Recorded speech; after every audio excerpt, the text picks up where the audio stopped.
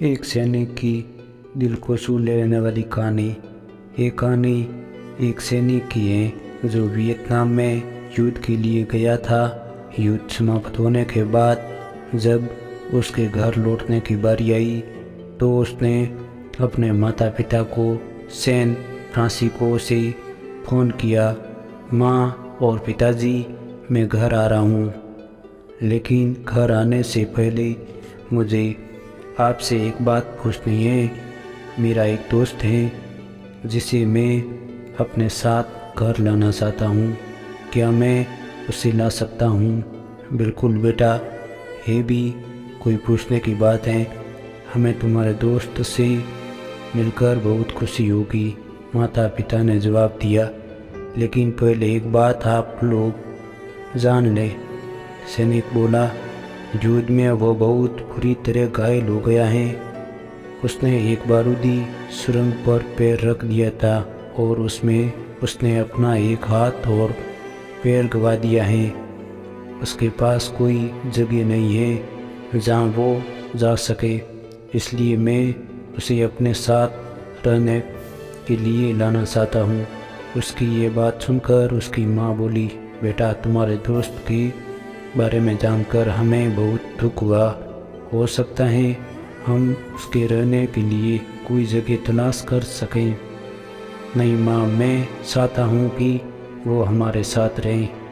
लेकिन बेटा, अब पिता ने कहा, तुम समझ नहीं रहे हो कि तुम क्या चाह रहे हो। इस तरह का अपाहिज व्यक्ति हमारे लिए कितना बड़ा बोझ होगा।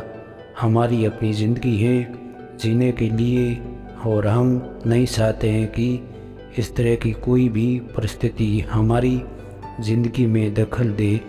मेरे हिसाब से तुम्हें अकेले घर आना चाहिए और अपने दोस्त को वहीं छोड़ देना चाहिए। वह अपनी ज़िंदगी जीने के लिए कोई न कोई रास्ता निकाल ही लेगा। सुनकर उस सैनिक ने फ़ोन रख दिया। कुछ दिनों बाद उसके माता पिता को सैन फ्रांसिस्को पुलिस से एक संदेश मिला जिसमें उन्हें बताया गया कि उनके बेटे की एक बिल्डिंग से गिरकर मौत हो गई है। पुलिस के हिसाब से ये एक सुसाइड केस था। दुखी माता पिता ने तुरंत ही सैन फ्रांसिस्को के लिए फ़्लाइट बुक कराई और वहाँ पहुँच गया।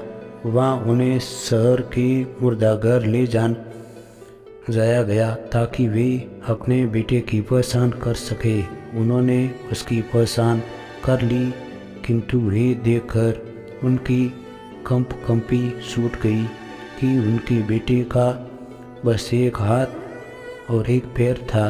दोस्तों, इस कहानी में जो माता पिता हैं वे हम में से बहुत से लोगों की तरह हैं जो अपनी सुविधाओं को सबसे अधिक महत्व देते हैं। वे उन लोगों से प्यार करना या रहना या समय बिताना चाहते हैं जो दिखने में अच्छे हैं, स्वस्थ हैं या फिर जिनके साथ रहकर उन्हें मज़ा आता है। वे ऐसे लोगों को पसंद नहीं करते जो देखने में स्वस्थ, सुंदर या स्मार्ट नहीं है, जिनके साथ वे मज़ा नहीं कर पाते या जो किसी भी रूप में उनके लिए असुविधाजनक हैं। वे ऐसे लोगों से दूरी बनाकर रखते हैं।